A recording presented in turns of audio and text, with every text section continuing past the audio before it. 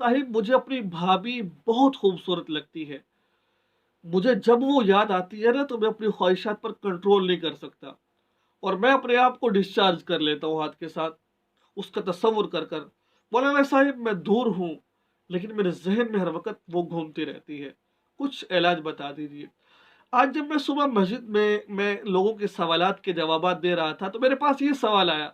इस तरह के सवालात तो बहुत ज़्यादा होते हैं, लेकिन एक सवाल मेरे पास और आया।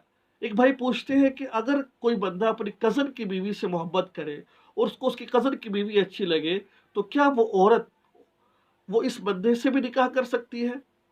हम मिस्री कर सकती है, ख्वाहिशात पूरी कर सकती है?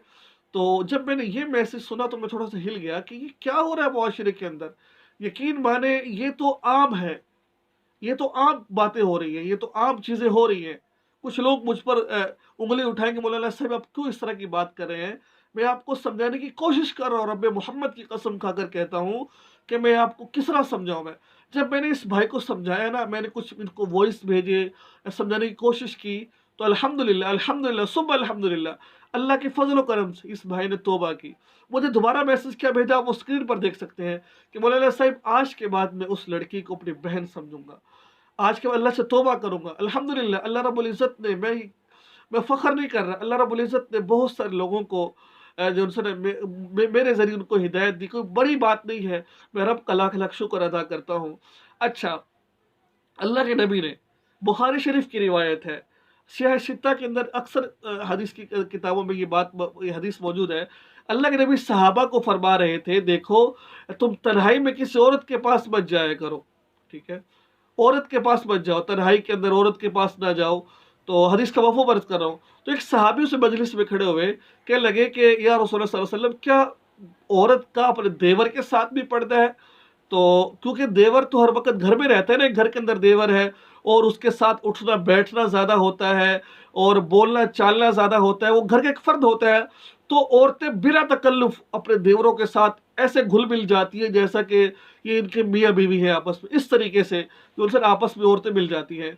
तो रसूलुल्लाह सल्लल्लाहु अलैहि वसल्लम ने इरशाद फरमाया, देवर तो मौत है, देवर तो मौत है। जब मेरे भाई दोस्तों बुजुर्गों हम पर्दे का एहतमाम नहीं करते, हमारी औरतें क्या होता है पर्दे का एहतमाम नहीं कर रही हैं।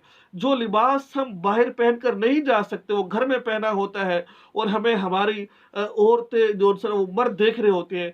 हत्ता कि यहाँ तक आता है कि भाई है, वालिद है, ससुर है, उसके सामने भी अपने सीने को जो है ना खुला मत रखो, ऊपर कुछ चीज़ लेकर रखो आप।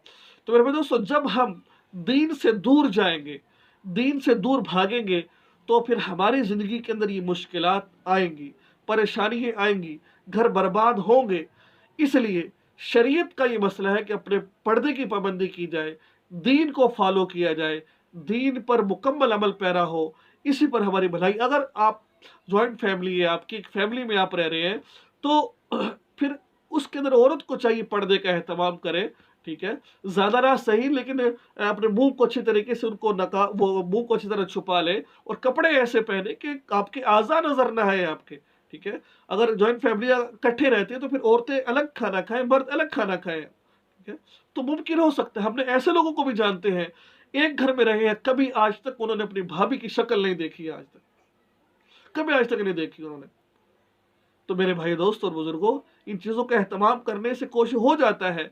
जब हम दीन से दूर जाएँगे तो इस तरह की हम चीज़ों में आ पड़ेंगे।